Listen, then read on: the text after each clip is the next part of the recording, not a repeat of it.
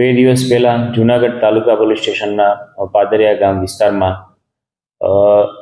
પ્રોહિબિશનનો wanted આરોપી લખન મેરુ ચાવડાએ C division police inspector Shri Vatsal Savas પર હુમલો કરેલો અને ફરજ રૂકાવટ કરેલી.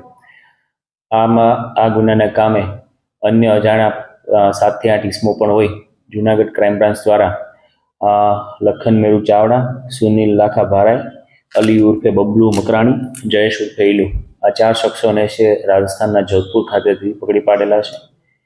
આ ગુનાની આગળની તપાસ તાલુકા પોલીસ સ્ટેશનના પીઆઈ શ્રી આઈપીએસ હર્ષ શર્મા સાહેબનાઓ કરી રહેલા છે.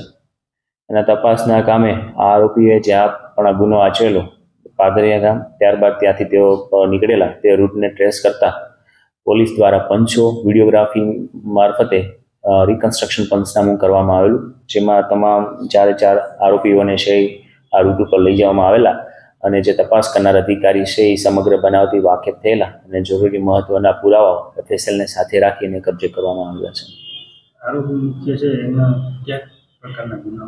મુખ્ય આરોપી લખન ચાવડા વિરુદ્ધ છે કુલ 38 જેટલા ગુના છે, જેમાં 2 મારામારીના અને આ સિવાયના 35 જેટલા છે પ્રોહિબિશનના ગુનાઓ જૂનાગઢ અને રાજકોટ રૂરલ પોલીસ સ્ટેશન વિસ્તારમાં નોંધાયેલા છે.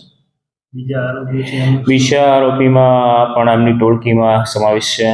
જયેશ ઉર્ફે ઇલુ, અલી ઉર્ફે બબલુ વિરુદ્ધ પણ પ્રોહિબિશનના ગુનાઓ સંડોવાયેલા છે. આ લોકો ટોળકી બનાવી અને જૂનાગઢ તથા તેની આસપાસના જિલ્લાઓમાં ગેરકાયદેસર ભારતીય બનાવટનો વિદેશી દારૂ ઘુસાડવાની અને ગેરકાયદેસર આર્થિક લાભ મેળવવાની પ્રવૃત્તિઓ સતત કરતા રહેતા. વધુમાં સુનિલ લાખા ભારાઈ વિરુદ્ધ પાસાનું વોરંટ પણ ઇસ્યુ થયેલું છે. તો હાલ આ 4 આરોપી વિરુદ્ધ કાયદેસરની કાર્યવાહી પોલીસે હાથ ધરી છે.